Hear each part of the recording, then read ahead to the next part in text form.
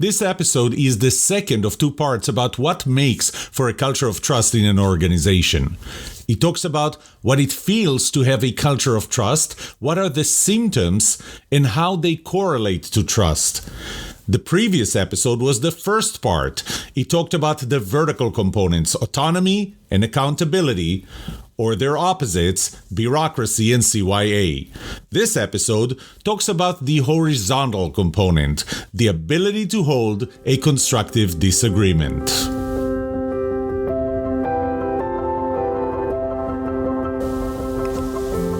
Welcome to Season 1, Episode 7 of The Trust Show. I'm your host, Yoram Solomon, a researcher of trust and the author of the Book of Trust. This is an educational podcast, and I will challenge you to think differently about trust through the 8 laws of trust and the 6 components of trustworthiness. I will share my own stories, experiences of others, trust research, and sometimes simply reflect on a news item. Through all of those, I will show you how to build trust, be trusted, and know who to trust. Because the answer to these 2 questions will have the biggest impact on your personal and professional success or failure. Can I trust you? And can you trust me?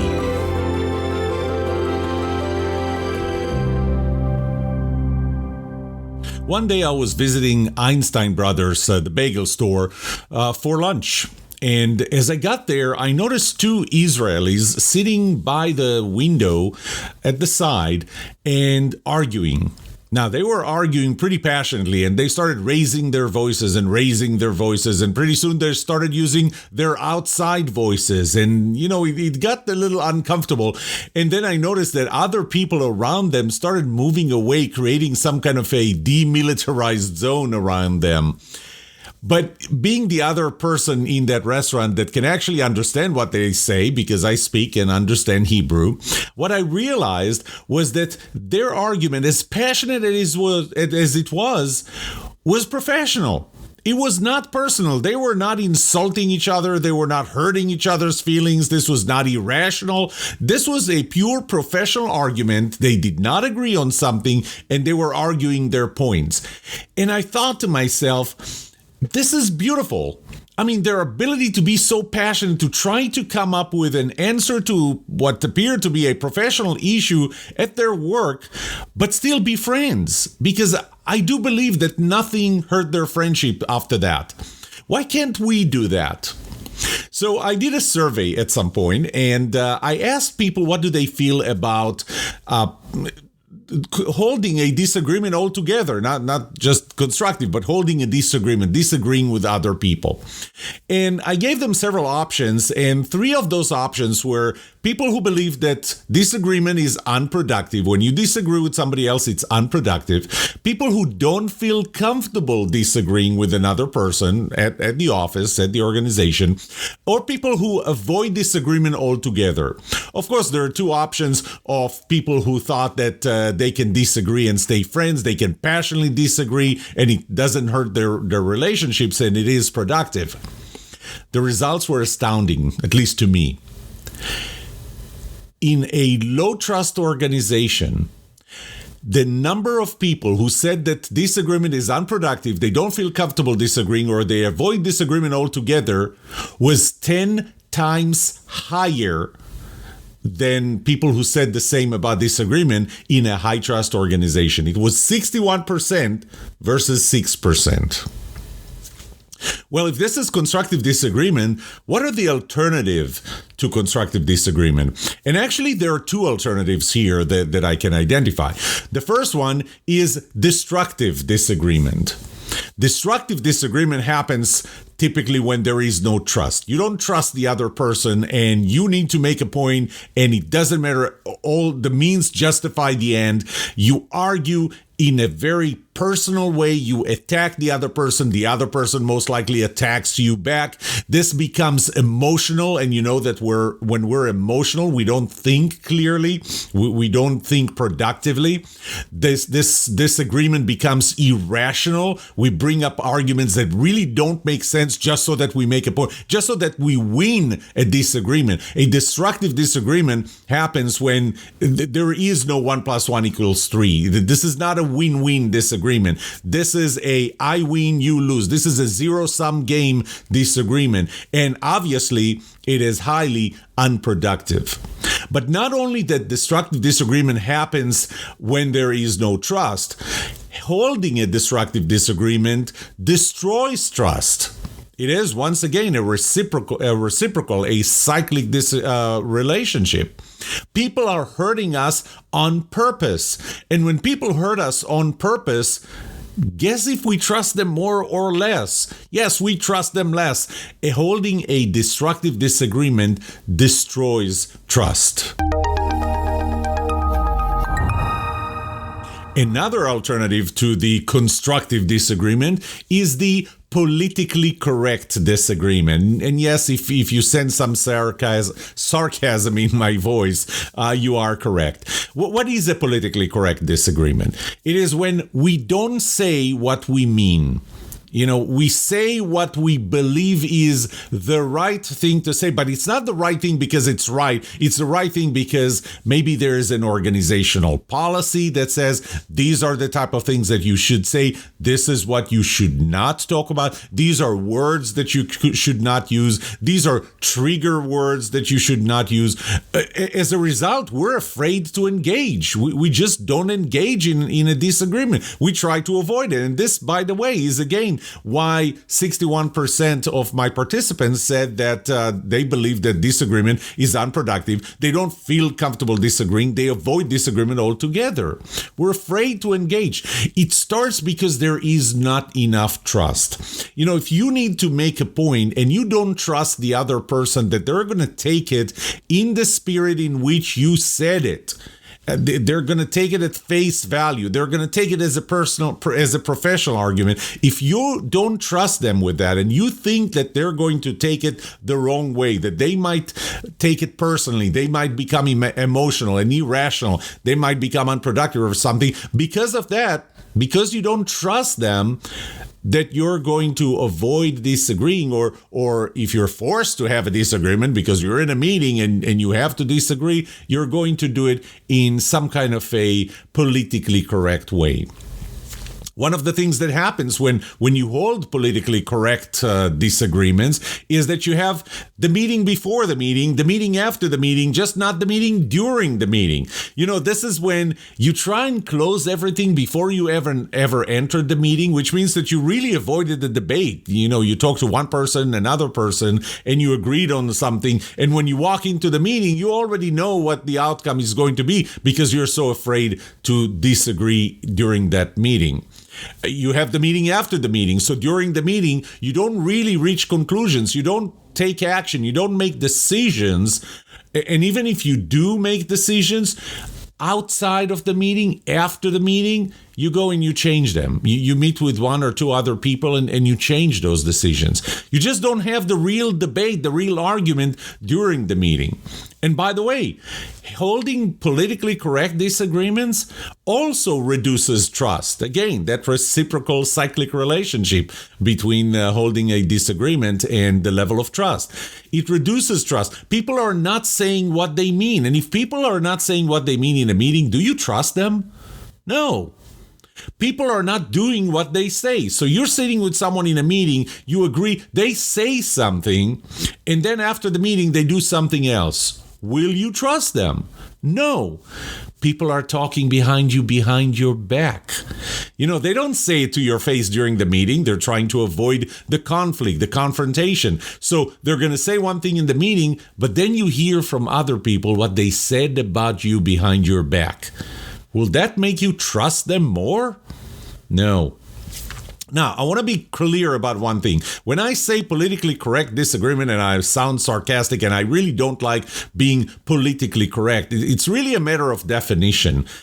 And to me, the opposite of being politically correct is not being rude and disrespectful. It's really just saying what you mean and meaning what you say and not being mean when you say it. It's holding a meeting with trust. It's arguing about the real things. It's not having the meeting before the meeting and the meeting after the meeting. It's having the meeting during the meeting only. So Being politically correct is not the opposite of being rude and disrespectful, and vice versa. Being rude and disrespectful is not the alternative for politically correct or a politically correct disagreement. I wrote about that in one of my books in 2018 that I wrote together with Lori Van, and Lori Van is a teen non-suicidal self-injury expert and psychology and therapist, and she also deals with suicide among teens. And we collaborated on writing this book. The subtitle of the book was How Political Correctness Kills Creativity, Productivity, and Children. So there are dangers with holding politically correct disagreement or just the level of political correctness we have. But I'm going down a rabbit hole right now. To me, right now, the issue is that you want to hold a constructive disagreement. The alternatives are the destructive disagreement or the politically correct disagreement.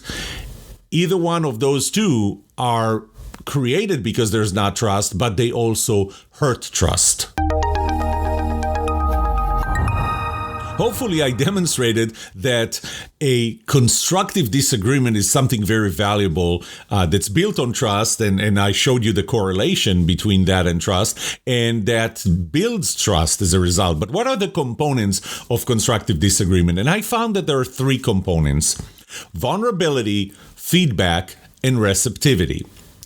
I'll talk more about feedback and receptivity in a future episode and the relationship between them and trust. Right now, I'll talk a little about vulnerability.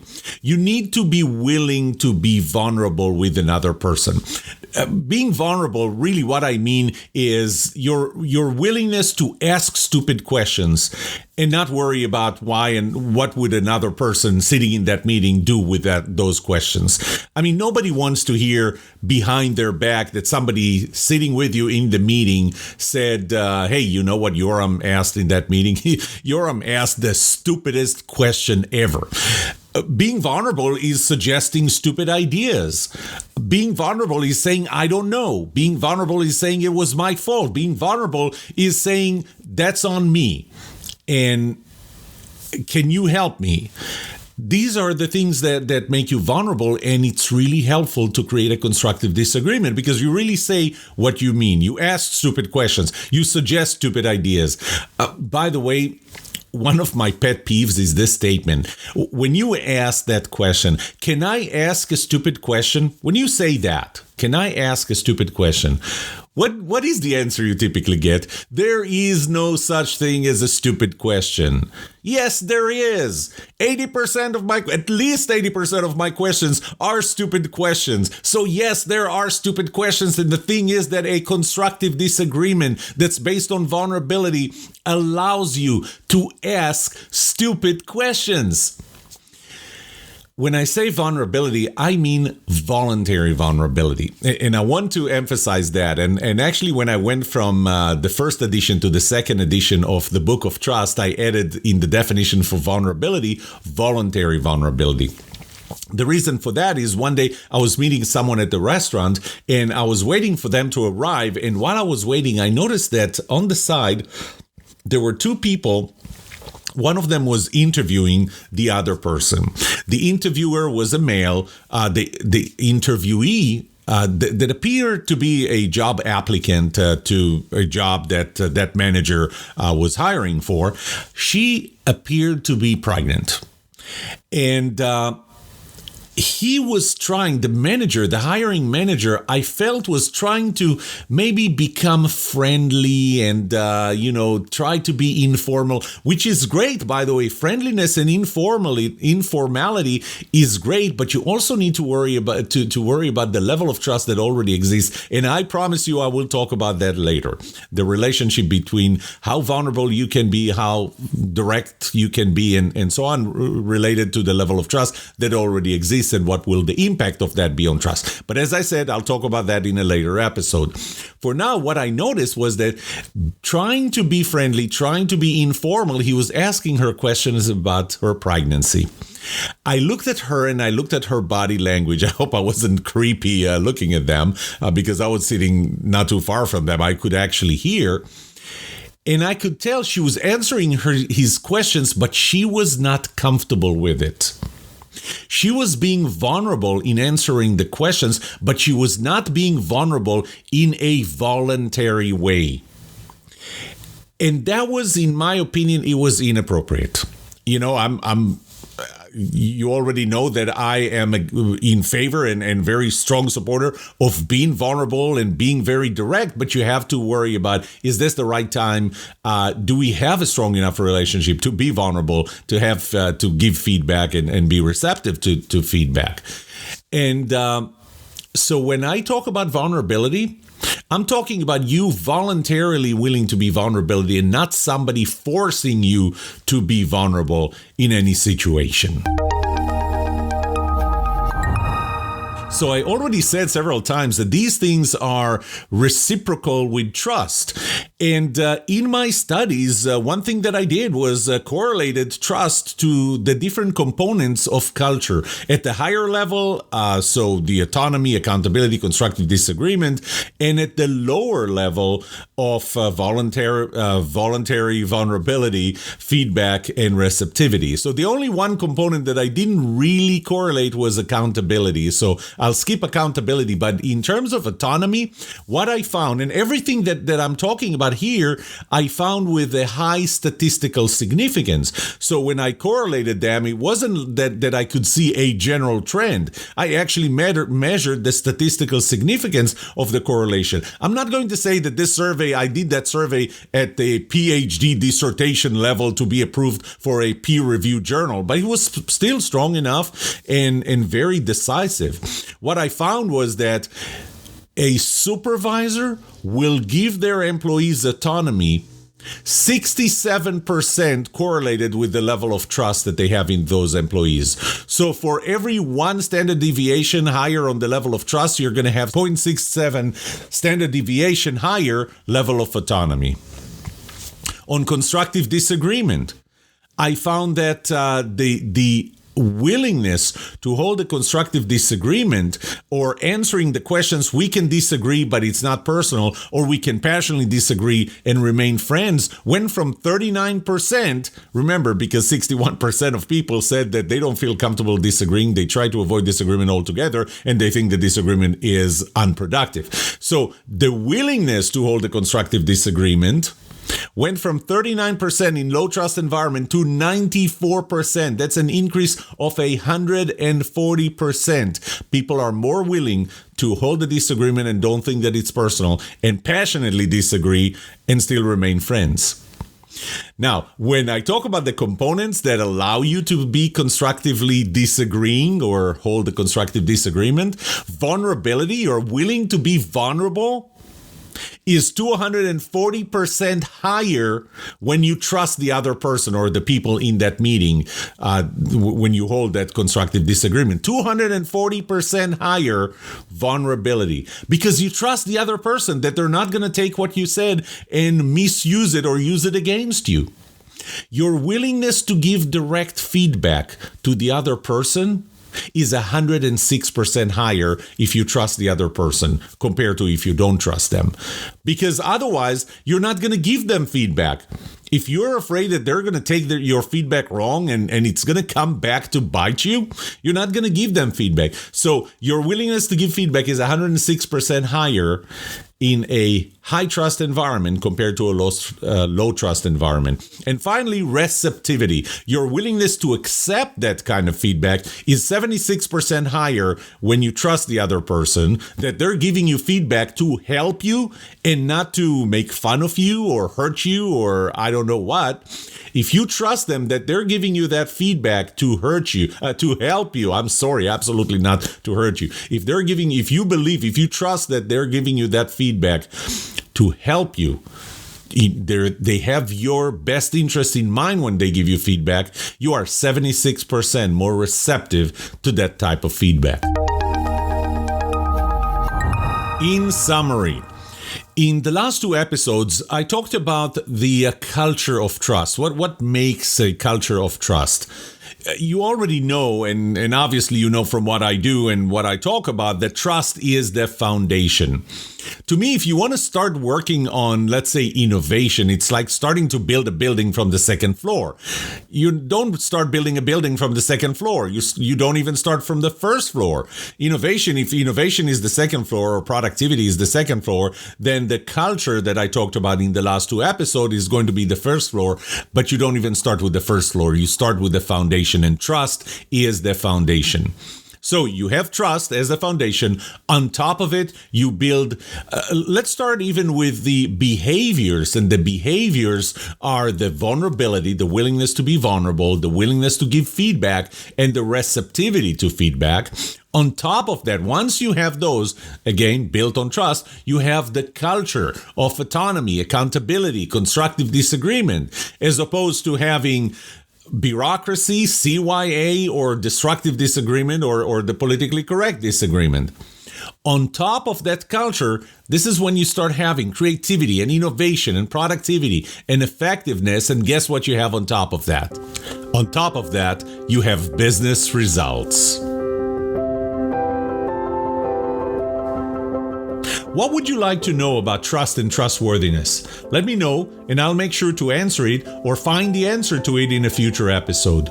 I would love to hear from you. Email me at yoram@thetrustshow.com. That's YORAM @thetrustshow.com. If you like this podcast episode, subscribe to the show so you will automatically get new episodes. Rate it. Write a review for this podcast, because those ratings would help others who are looking for a podcast just like this. If you're looking for more resources to learn about how to build trust, be trusted, or know who to trust, look up my online course at trustedatwork.com. Find my books on Amazon or go to my website, yoramsolomon.com. And remember one thing, the answer to these 2 questions will have the biggest impact on your personal and professional success or failure. Can I trust you? And can you trust me? Thank you for listening.